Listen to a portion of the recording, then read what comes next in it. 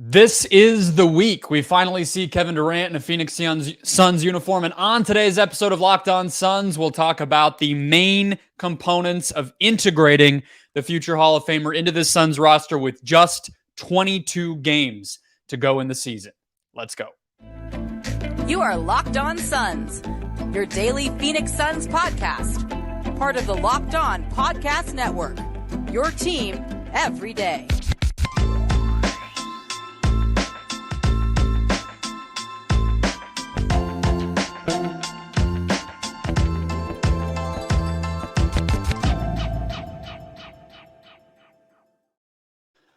We are back. This is Locked On Phoenix Suns. We are part of the Locked On Podcast Network, and I'm your host, Brendon Kleen, a credentialed media member covering the Suns the past 6 seasons, a writer at Suns.com, and the host of the Just Basketball Show, wherever you get podcasts. Thank you for making Locked On Suns your first listen to start this week.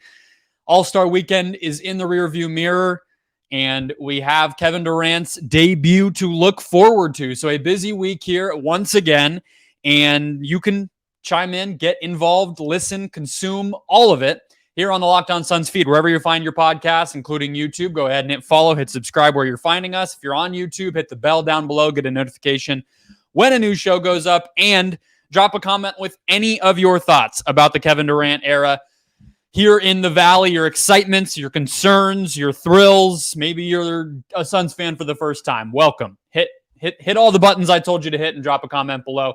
Today, we're going to break down the integration of Durant, the process, the things we have our eye on, how much fun it will be, how much concern we might have. Joining us to do that is Brendon Dueñas for his weekly visit now that he is safe and sound back in Arizona at home after some travel-related delays last week. Brendon, how was your weekend this weekend? I hope a little less hectic. Oh, yeah. I mean, first of all, I just have to say it out loud because I haven't had a chance to yet. Kevin Durant's a Phoenix Sun. You haven't been on the show since it all happened. Yeah, I was actually in Florida when the news broke, and it was pretty late, and I was just not able to sleep at that point. It was pretty crazy. But, yeah. At least you're not washed like me, because I was in mountain time here, and I was already asleep. So at least you were on East Coast time and still awake like an adult. At least you have that going for you.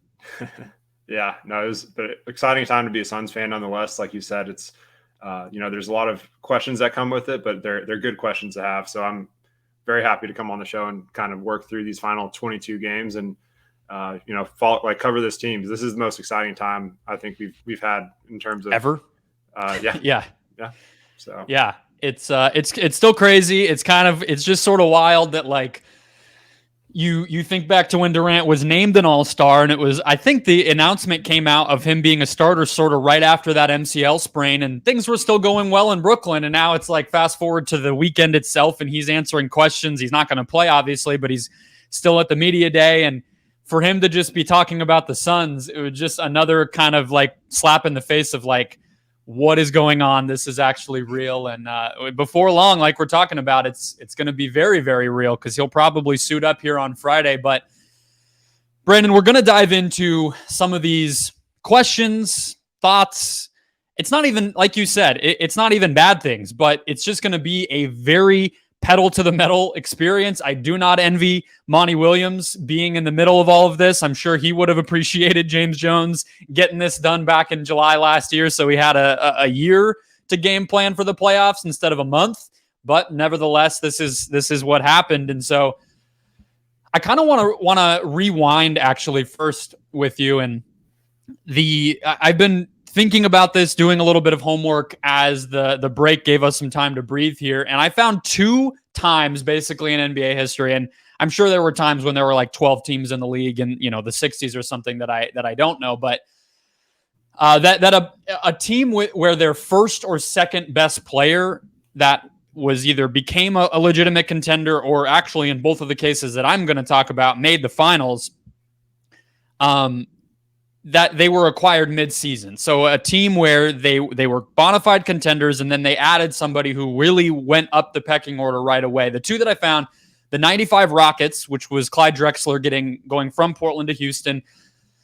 Obviously no Jordan, and then that's Hakeem's first title, or second title, actually. And then the 07-08 Lakers, with Pau Gasol. He only played like 27 games that year. They stole Gasol from the Grizzlies, we all remember. And they go to the finals and lose to the Boston Celtics, and then ultimately, obviously, get a couple championships later on.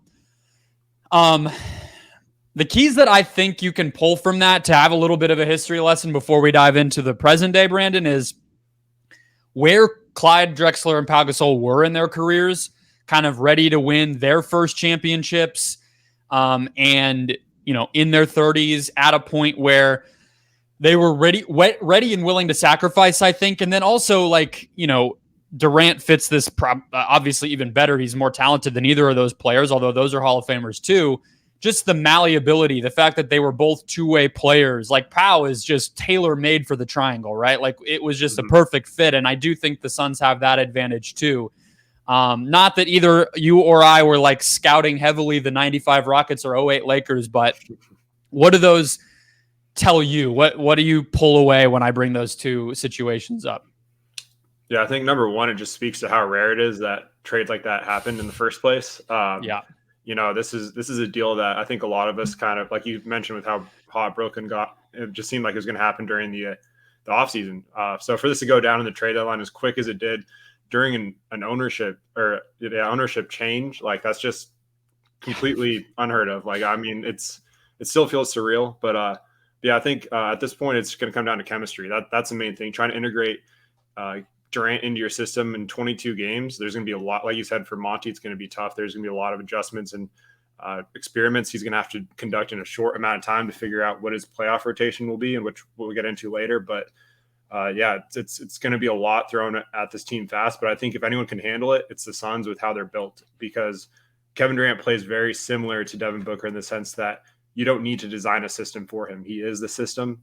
He's going to get to his spots. He's going to get to his mid-range pretty much in his sleep at this point, and now he has someone that can do the same thing on the other side of the floor as him. So it's going to make it very easy. It's just about, for these guys, just picking their moments. And Booker, Team USA book, he showed he can be impactful, taking 7 shots a game, I think it was, like during that Team USA run. He was one of the most valuable players. So I think he's still going to have his moments offensively. Obviously, that's a different case where you're surrounded by stars on that team. But this, with the Suns, it's going to kind of be a 1A, 1B, and just those two pretty much taking turns torching defenses. It's going to be fun to watch because, you want to send doubles their way. Good luck. DeAndre is going to have a wide open dunk every time. Chris Paul, Ayton pick and roll with Book and KD on each wing. Like, it's just going to be a lot of fun to watch, but also a lot to pack in a short amount of time. It is. And I think to the point you made about the rarity, that obviously jumps out right away. The fact that I could only find 2. And I really did. I went back to like the early 80s. I mean, there's been some times like, Magic won a title his first season. I believe Bird won his first season or second season. There's been these times where players have integrated themselves really quickly, but a lot of it was college because players were older at the time, or they were acquired prior to a season, and that doesn't really count because that happens all the time. Rasheed Wallace is the one that a lot of people talk about, but you could make a case he was their best player, but that team was so balanced that it wasn't quite the same thing of like, all right, we're handing this whole thing to Rasheed Wallace. It was just, we have a really big need at another big man spot who can do a little bit on both ends. Let's go get him. And then he fit in so well. But I think comfort is the thing that I come back to. We'll talk about some of the personality stuff that you hinted at, some of the X's and O's stuff you hinted at, although we did break a lot of that down with Jackson Frank last week. I would recommend that show for people too. That was a deep dive on the minutia of how these guys are really going to fit and what will change with Durant. But from a comfort standpoint, Brandon, I went back and looked at the first round of 2021, which was really like the only time that Durant, Kyrie, and Harden were able to settle into a groove together. They beat Boston in that first round series with all 3 of those players healthy. The usage rates for those 3 guys, I think, is kind of interesting, as well as the other, like the 4th and 5th players who were on the court the most. Durant, 32% usage. And again, for anybody, usage is scoring, shot attempts, and turnovers, so it doesn't include assists. Harden, 26%, Kyrie, 26%. And then Joe Harris and Bruce Brown were kind of the most common 4th and 5th guys, and the numbers 4 and 5 in usage, but really they were just finishers, right? Harris as a spot up shooter, and then Brown as a cutter, roller, offensive rebounder, just dirty work type of guy. I think the thing to me, kind of first and foremost, is the Suns just needing to kind of figure out what that mix is, right? And we'll talk about this a little later too, but is Ayton comfortable being involved as little as Harris and Brown were, where that was like 15%? Or does Chris Paul end up sacrificing the most and trickling even lower with his usage and upping his assist percentage and just really being that, 2011 Jason Kidd, that 2011, 12 Steve Nash type of player? And then which shooter or shooters kind of step up the most, which we'll get into in the next segment even more. But I think from that usage rate standpoint, Brandon, it's just what's that mix going to look like and how quickly can it lock into place without going up and down each game, because that's going to trickle down to the role players feeling comfortable and knowing what they need to do. I think that's the number one thing is, of these top 4 players, but really top 3 players, how much are they shooting and what does that mean for the rest? Yeah, no, the usage rate's a great point. And I think the important thing is you don't want it to feel forced. Like, you want them to still be playing Suns basketball. You want them to be sharing the ball, moving the ball, getting everyone involved. You don't want, 2 guys just doing ISOs every single time down the floor. That's not going to win you a championship. So I think they understand that, and Booker and KD are both selfless. Durant's been at about a 31 usage rate the past 3 seasons or so. Book's at about a 32, like somewhere in that range pretty consistently. So, those guys are probably going to have to take a little bit of a cut, but at the same time, it's more of, like you mentioned, DeAndre and Chris I think Chris more specifically, he's probably going to have to just accept that he is like that Jason Kidd in that late stage career where he's just more of a game manager and just really takes a step back, which I think first of all would be great for his inability to stay healthy and just how old he is, that like he kind of needs that break. So I think he should be thrilled about this more than anyone. And another way to get creative with it is just staggering the lineups where, maybe you throw DeAndre out there with that second unit and let him, be the number 1 option for a little bit, or let him and Chris cook on that second unit together, and just make sure you have at least like 2 of, Book, KD, Ayton, or Paul on the court at all times. So I think there's ways they can do it. It's just going to be a lot, like we've already said, it's going to be a lot in a short amount of time. Monty's going to have to try some things, but it's playoffs are coming pretty quick, so they got to figure it out in such a short amount of time. It's going to be fun to watch, but at the same time, there's going to be some headaches. Like we saw how Chris and Devin, started 8-8 when they first, got together. So there could be that little that lull early on, but I think they'll figure it out. Yeah, I think it's going to be, to me, it actually makes it kind of the other interesting dynamic here is wanting to get to the top of the conference quicker, right? Because I think you also want to win these games to get home court advantage, to get a high seed so that you play a worse team in the playoffs and you can continue to mesh in the first round. I think one of the bad things that could happen for this team is to face a really tough opponent right away in the first round, and you then have to be gelled so much sooner. Whereas if you're able to get to like the 3 seed or even the 2 seed, if Memphis keeps sliding, then you could play the Wolves or something in the first round, and the Pelicans, maybe if Zion's not healthy still or Ingram has a setback, and then you probably feel like you're able to come along with that extra 4 to 7 games on top of the 22 you have. That's kind of a crazy way to put it, but that just, I think, speaks to the adjustments that are going to need to happen. To finish off our history lesson before we dive into the bench and KD's comments on All-Star Weekend and what we see being that bench, Brandon, the 15% usage rate is what Kidd had in 21 games in that Mavs playoff run back in 2011. One of the guys ahead of him was Corey Brewer, who didn't play a ton, so that's not really a perfect one. And Peja didn't play every game either. But basically, they had Nowitzki, Barea, Marion, and Jason Terry all ahead of him, and Kidd was just setting the table for all of those guys. That's probably not going to be so extreme for Paul. I think he has more left in the tank than Kidd did at that point, and Kidd had a 33% usage rate. So I think it'll be a little more balance there, but I do think we're going to see a much more reserve version, especially in the regular season from Paul, and that'll be the main adjustment we see. All right, let's dive into the bench. Let's dive into Brandon and I are going to pick bigs, wings, and guards.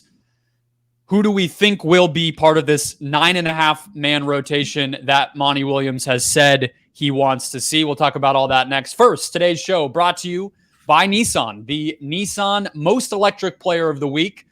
Brought to you by the all-new, all-electric 2023 Nissan Ariya. No games this weekend, but one representative of the Phoenix Suns over at All-Star Weekend in Salt Lake City was Devin Lee. He was part of the NBA G League Next Up game on Sunday afternoon against dunk contest legend Mac McClung and projected number 2 overall pick Scoot Henderson.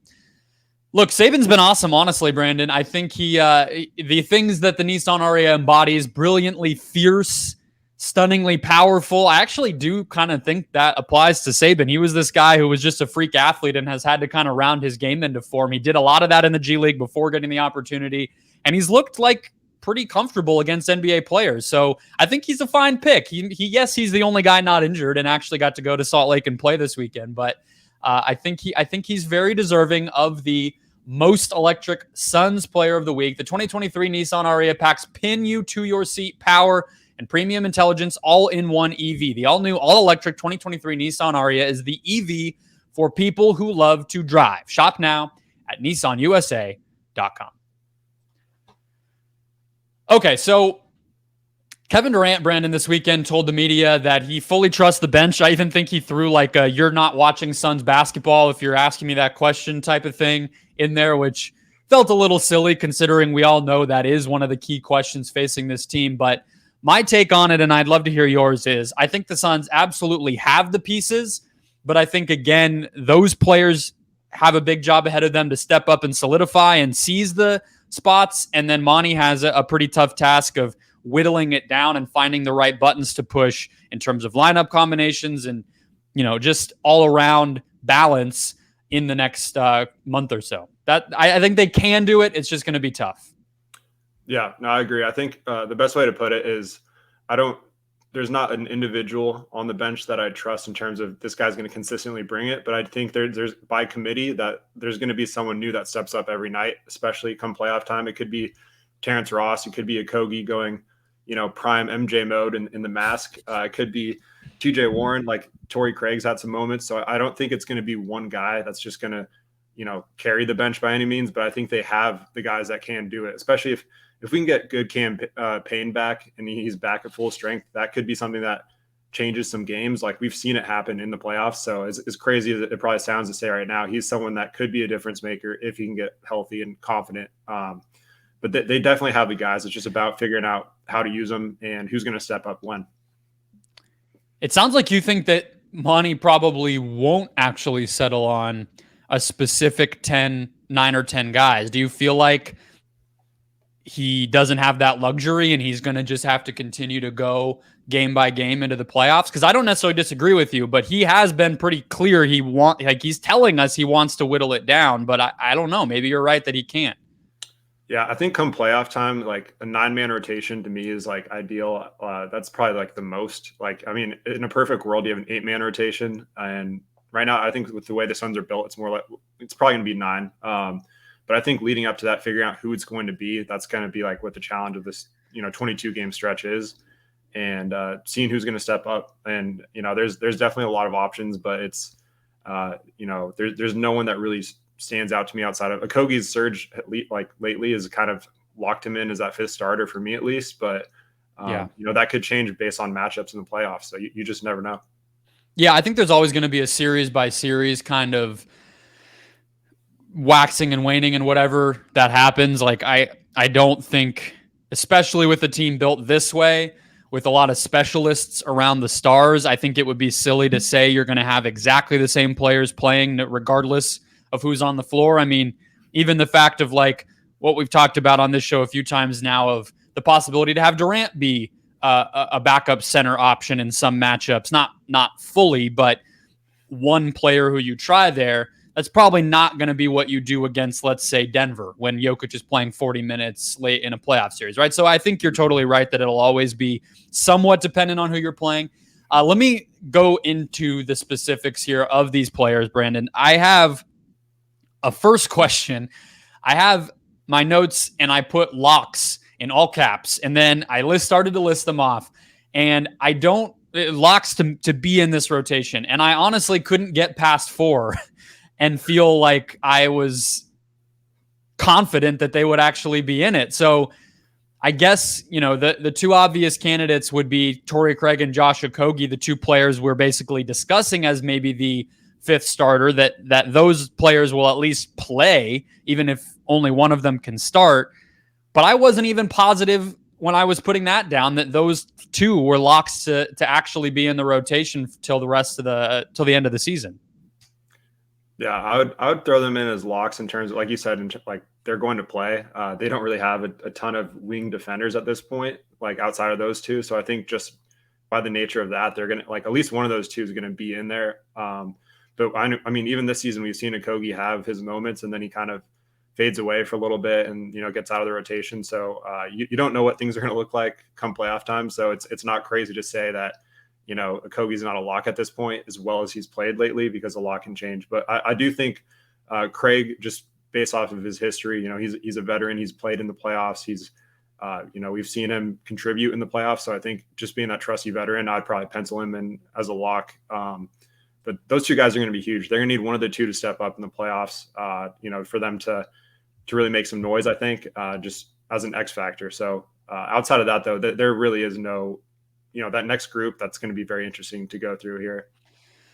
Yeah, let's do it. So that's 5 if we treat them as locks. And I think for all intents and purposes, or that's 6, I'm sorry. For all intents and purposes, I think I probably agree with you. That gives us 3 or 4 guys left here. So let's come back to the forward spot later, because I think that's 2. There might not be another forward. So let's work our way through the other guys. Let's start with the center spot, the backup 5, knowing that Durant might do that sometimes, but you're not going to have 48 minutes of only Ayton and Durant playing center, I don't think. So Biyombo and Landale, this is one that even when the Suns, before the Kevin Durant trade, Monty seems incapable of making his mind up with these two guys. And it doesn't always make sense from a matchup standpoint. I don't always know what he's seeing that's making him go with one or the other. It'll be like the first half, you feel, okay, Jock's going to be the backup 5 tonight. Then the second half, Biz will check in. It doesn't make a lot of sense. I tend to think Jock makes more sense on a team that's going to be having Kevin Durant, because you could see Landale and Durant front courts where Durant's able to provide a little bit more of that rim protection that Jock doesn't do so well. I would go him. Where would you go between those two? This is a cop-out answer, but it really just depends who they're playing. It's just the matchups. And to be honest, like I don't know how popular this will be, but I don't feel great about their backup bigs. Like I think that's their weakest point at this point, pretty clearly. If I think I tweeted something out just like if Ayton rolls an ankle or gets in foul trouble, this is a team that against certain teams they're gonna struggle down low and getting rebounds. So I would be looking at the buyout market, to be honest, at this point. I don't know.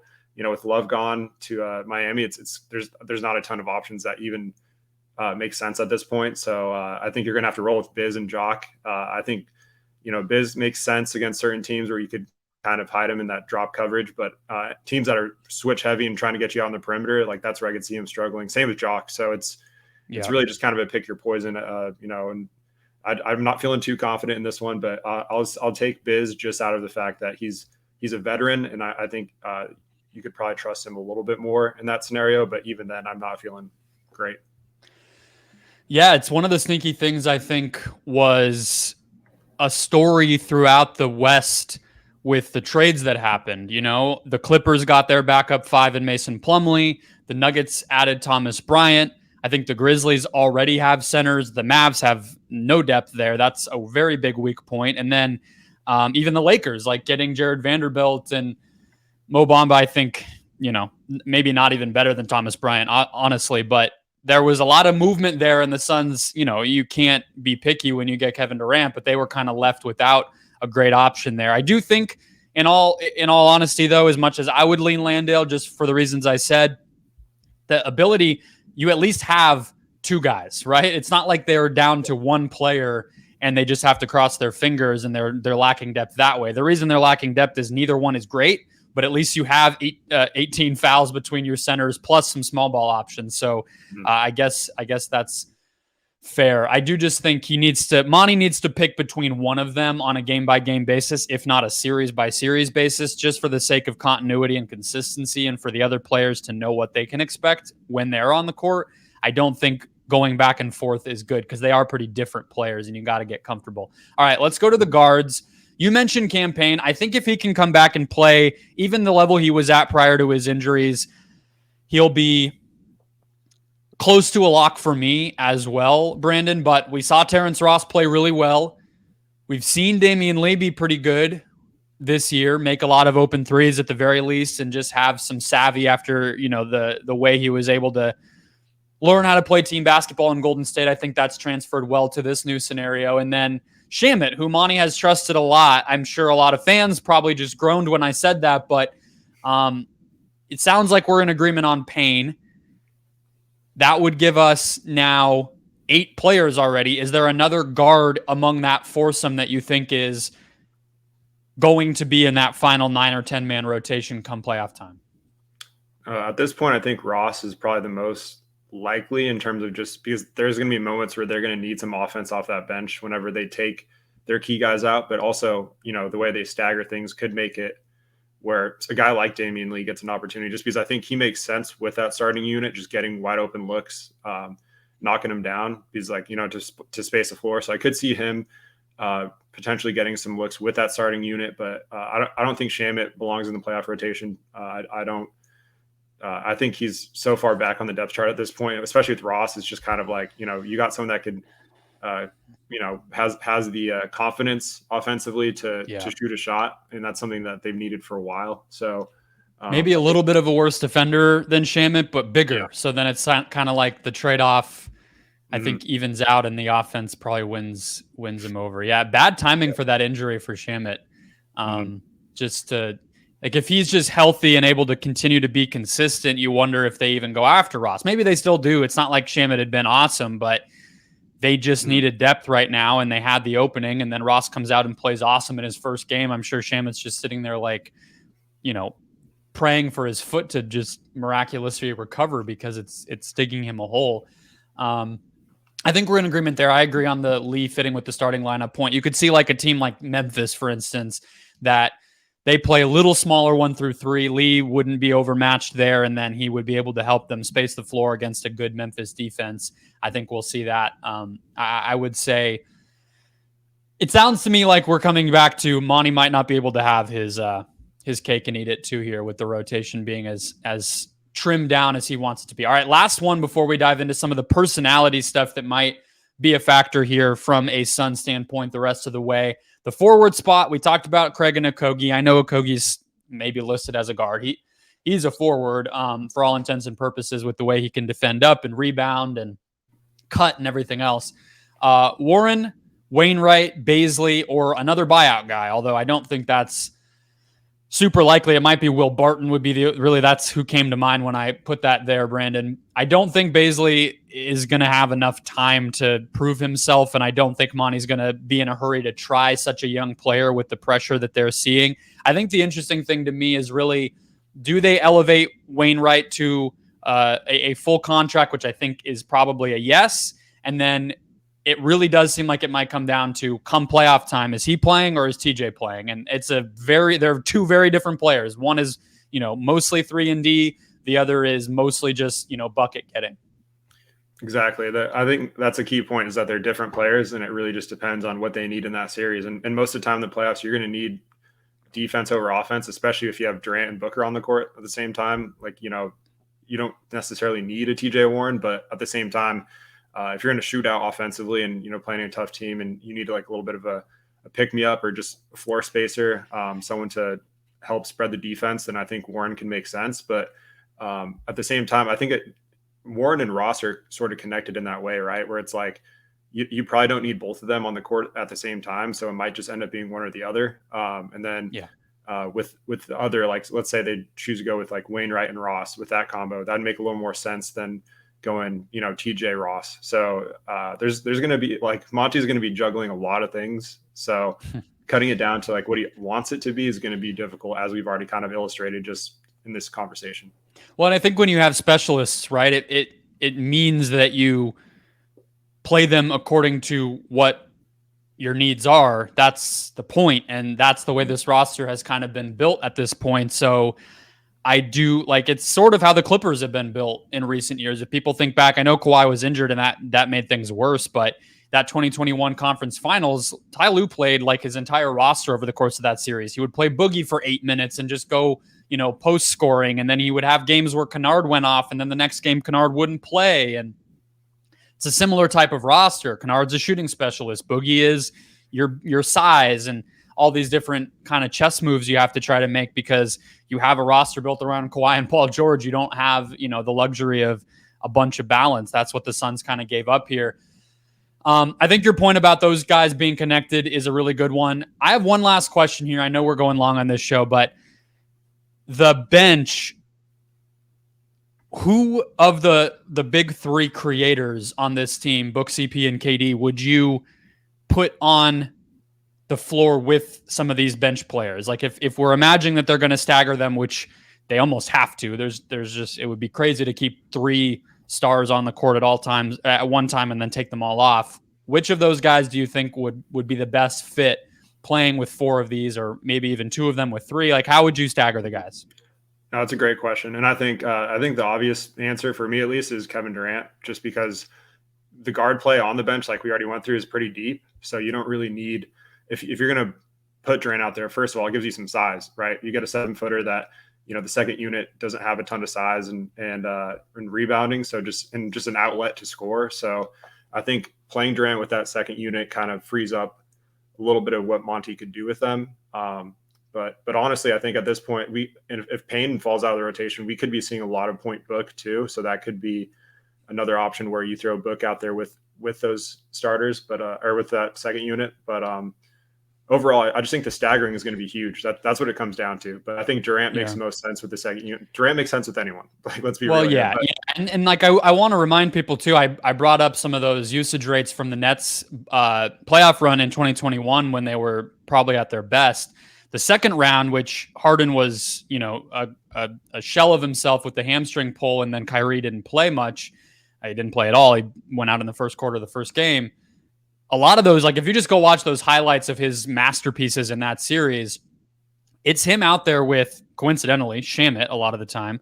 It's like Harden doing very little outside of dribbling the ball up. Shamet, Harris, and Bruce Brown and KD. Like, he just needs so little. So I probably would agree with you. I kind of like maybe Payne, Ross, Wainwright, KD, Landale. I think that could be a nice bench unit. I think there's also going to be times where, like we've talked about, maybe KD gives you the opportunity to have Craig out there as another, like, quote unquote big, because you just don't even offensively really need that. And if you're playing bench units, I don't necessarily think you're super worried about having all, like, teams like to go less traditional off the bench anyway. So that's going to be a big part of this too. It's not just like who's the backup to who. It's like, okay, what are the specific lineups that you're actually seeing and how do they work together? But that's enough on that. Let's talk about the personalities. Let's talk about the sacrifice and the culture and the locker room stuff that we can't know fully, but I do think is going to be obviously big, as it always is. We'll get into that next. First, today's show, guys, brought to you as well by Built Bar. If you're looking for a delicious treat, but you don't want a ton of fat and calories, you've got to try a Built Bar. With Built, healthy is actually tasty. They're so delicious, you won't even believe how good they are for you. They're perfect for maybe a New Year's resolution, maybe just a new option to continue the healthy eating that you might already have. Each and every bar covered in 100% real chocolate, and they come in delicious flavors: churro, peanut butter brownie, coconut almond. I've tried them all. They're all delicious. They also have fruity flavors like strawberry or orange, if that's more your speed. And what you're always going to get with the Built Bar is amazing macros. So really never crossing 150 calories, never really crossing 5 grams of sugar, but always going to get that 15 to 20 grams of protein to start your day, to give you that power up in the afternoon whenever you like to get your protein. Built Bar can be the solution for you. We've been telling you about Built Bars at Built.com, where you can mix and match, or you can maybe order 15 boxes at a time. Continue to do that if you love it, but if you've never tried one before and you want something more convenient, you can now get a box at your local Walmart or Sam's Club. If you live in the Valley, there's no shortage of either of those. Head to your nearest Walmart, walk to the pharmacy section, grab yourself a box of Built Bars, or if you're close to a Sam's Club, run in and grab a 13-bar jumbo box of brownie batter or churro. You can thank us later. That's Built.com, Walmart, or Sam's Club to try a Built Bar today. Okay, let's close out the show, Brandon. I think we can get through this a little faster because we don't know all the answers here and we don't want to pretend like we do. But I think when we talk about the inevitable sacrifice that has to come, and look, in 2021, I don't want to make it seem like nobody sacrificed, but that team was more balanced, right? We saw, Jay Crowder would make the first shot of the game every night, and there would be people who would bet on that, and it became like a running joke. And then, DeAndre had plenty of big games. Mikal, 27 points in game 2 of the finals. Book's obviously going off whenever he wants to. Campaign has, 30 in the conference finals, and everybody kind of had their little part to play, and it felt a lot like the regular season felt. I think even just going back to the usage stuff that I laid out, somebody like DeAndre Ayton, somebody like Chris Paul, and obviously the role players are all going to have to just take a back seat to this team, which is now built around, a very top-heavy couple of guys. Who do you think that affects the most? How do you think that all falls out? So I think it pretty much impacts, like you said, everyone across the board. But I think the main two would be DeAndre and Chris. Just, we saw Ayton. He had a 16% usage rate in the 2021 playoffs. So I think that compared to last year. Wow, that's lower than I would have guessed. Yeah, and he was 23 last year. So, and part of that was due to, Booker missing some games. So it went up in that Pelican series. So, I think Ayton's, they just need that version of DeAndre. He can't worry about his numbers. He just has to be an elite defender, active on the glass, and just finish shots. Like, he had one of the most historic playoff runs we've ever seen from a 22-year-old in terms of efficiency. That's what we need from him. As long as he buys in, I don't see that being an issue, but he's not going to be as featured as, he'd probably like. But at the same time, I think all the open looks he's going to get from the attention Booker and Durant get are going to free up a lot of, easy buckets for him. So it kind of works both ways. This is just going to be a very efficient offense. I think there's going to be less shots for everyone, but they're going to be better looks, and that's a good thing. So as long as they're winning, I don't see any issues like personality wise. Just staying engaged. That's the main thing. I think Chris is a stubborn sometimes, so he needs to learn to take a back seat in certain moments, which, I don't think that'll be like an actual issue, but I think he's been kind of training and preparing for that all year in a way, even when it was just Mikal and Cam and let's try to get them going. Mm-hmm. I'm sure some of that comfort of doing that it's going to obviously carry over to somebody like Durant. And look, I do think Chris is stubborn in terms of the way he plays, but I don't think from a mentality standpoint, he's stubborn enough to like trick himself into thinking he's better than Kevin Durant is at this point. He probably never was, right? So it's not like it's a hard I think that's one of the things about KD that in some ways could make some of this easier. Like, nobody's going to be silly enough to sit there and think like, well, actually, like, what about this other way of doing it? Let's maybe not go through him so much. Like, come on. Exactly. They're all excited. They're all excited he's here, and they know what this means. So I think at the end of the day, it's not even about, like, I don't think anyone's going to really care about that stuff. It's just more about how they execute it. And look, 8-2, I think one of the big differences is he's been paid now, right? And he might not love being in Phoenix. He might still have some regrets about how everything played out, but this isn't a young guy feeling like if he doesn't produce or get credit or whatever, that it's going to affect his future. That's not really a question anymore. And so I do think that has to be a factor. I do think on the Ayton side of things, that was always one part of it. I think the other part of it is, the engagement, the reward that he may or may not feel like he's getting in a given game for the effort he's putting in with the small stuff. And that's, a tale as old as time in basketball, the big man doing the unglamorous stuff and maybe not feeling respected for it. I just think there's going to be a lot more games like, I mean, you can pick any of them. The games 1 and 2 against the Lakers, where he was just really running the floor and eating, or, you could go to game 4 against the Clippers, where it was like that 88-84 bloodbath game that was just like a rock fight, and DeAndre had 20 rebounds. Like, I think that that's going to be the way he impacts the game more this time around, not game 3 against the Pelicans last year, where he's just, twisting and turning and schooling Valanciunas in the post. That's not going to be Ayton's role, unless, I guess, if a baby curses Booker again, maybe we'll have to see what has to happen and adjust from there. But I tend to agree with you. I don't think it's going to be a huge deal. This is just kind of random and probably the most unknowable of all. And I again, don't want to make it sound like it's going to be a problem, but just for the sake of talking about it, how do you think Booker will adjust to being not the best player on the team again? Because that hasn't been the case, ever. And maybe the first year with Chris, he kind of took that back seat a little bit, but then by the playoffs, he was clearly the best guy because of the injuries for Paul. What do you think that dynamic will look like?